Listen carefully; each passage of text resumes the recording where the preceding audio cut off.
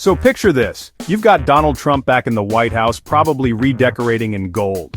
And then you have Elon Musk, the guy who wants to put computer chips in our brains and fly us all to Mars. For a while, these two were like the ultimate power couple of politics and tech. It was a bromance for the ages. Musk, who once seemed allergic to politics, suddenly went all in for Trump's 2024 campaign. He wasn't just tweeting his support, he was opening up his wallet, big time. We're talking nearly $300 million to help get Trump re-elected. It was a match made in, well, a very interesting place. Their partnership seemed like a win-win. Trump got the backing of a tech genius, a modern-day Edison with a massive online following. This helped him lock down a new group of voters, the tech bro crowd who see Musk as a visionary. In return, Musk got a seat at the big table. After the election, Trump even created a whole new department for him, the Department of Government Efficiency, or DOGE. Yes, like the meme.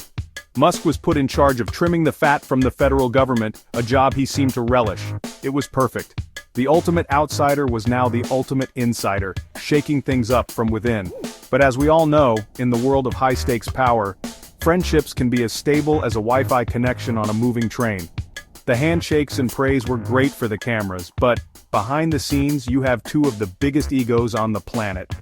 One man is used to being the most powerful person in any room he enters, and the other is literally the richest man in the world. They were bound to clash eventually. It's like putting two king cobras in a very small box and hoping they'll just become best friends and braid each other's, well, they don't have hair, but you get the point. The question wasn't if it would fall apart, but when. And when it fell apart spectacularly. The alliance that helped put a president in office was suddenly crumbling in public for everyone to see. The same guy who held rallies for Trump in Pennsylvania was now openly criticizing his policies. The Mutual Admiration Society was officially over, and the breakup was playing out on social media, of course. It went from, "You're the best," to "No, you're the worst," in record time. This wasn't just a minor disagreement, it was a full-blown declaration of war between two men who believe they are changing the world, just in very different ways. The stage was set for an epic showdown. So what was the spark that lit this massive bonfire? It all came down to a bill. Not a person named Bill, but a piece of legislation.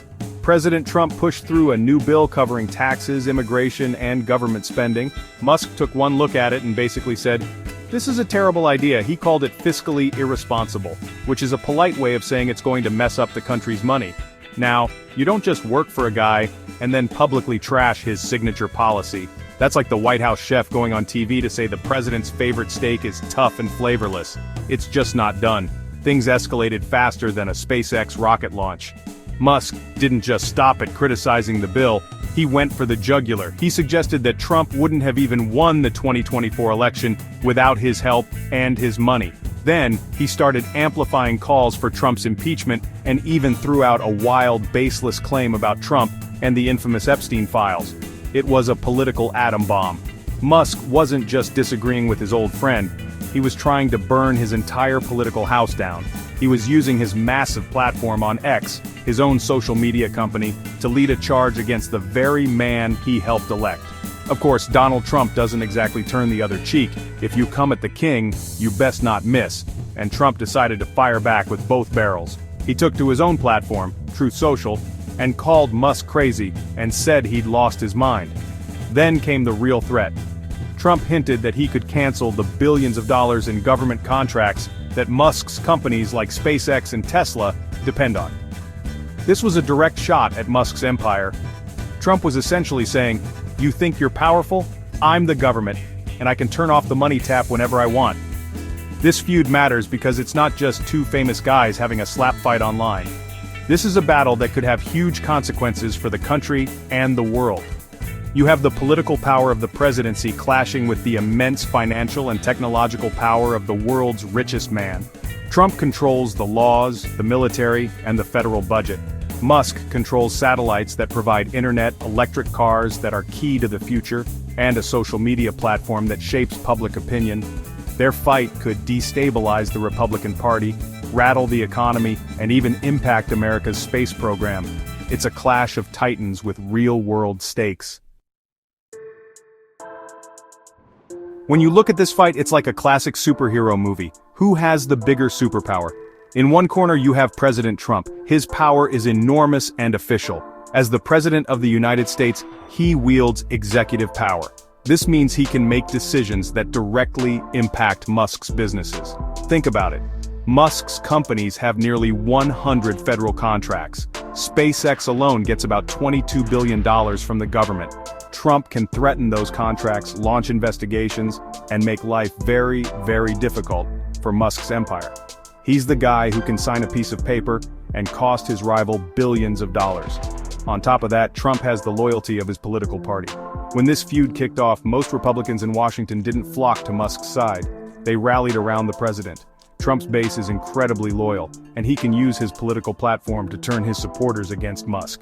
He can paint Musk as an out-of-touch billionaire who is trying to undermine a duly elected president. In the court of public opinion, especially among his followers, Trump's word is incredibly powerful. He can define the narrative, and for millions of people, his version of the story is the only one that matters. That's a power that money can't always buy. But then in the other corner you have Elon Musk. His power is different, but it's just as formidable. He is the world's richest person. His wealth gives him a level of independence that few people on Earth can comprehend. He can fund his own projects, his own legal battles, and even his own political movements without needing anyone's permission. He famously bought Twitter for $44 billion just because he wanted to. That kind of financial firepower means he can play the long game. As he himself has pointed out, his influence might just outlast Trump's presidency, which is limited by term limits. Musk also has a weapon that Trump used to dominate, a massive social media platform. He owns X. His personal account and the platform itself have a much larger global reach than Trump's Truth Social.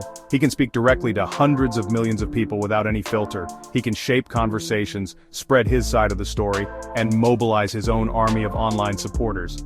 This digital kingdom gives him a direct line to the public that no president has ever had to compete with in this way. It's a battle of traditional political power versus modern technological and media influence. So where does this all go? One path is total war. If both Trump and Musk decide to keep escalating, things could get very messy for both of them. For Musk, the risks are huge and immediate. President Trump could follow through on his threats and start canceling those big government contracts. SpaceX's missions to the International Space Station and Tesla's federal subsidies could be in jeopardy. There could be government investigations into his companies, his immigration status, or his personal life.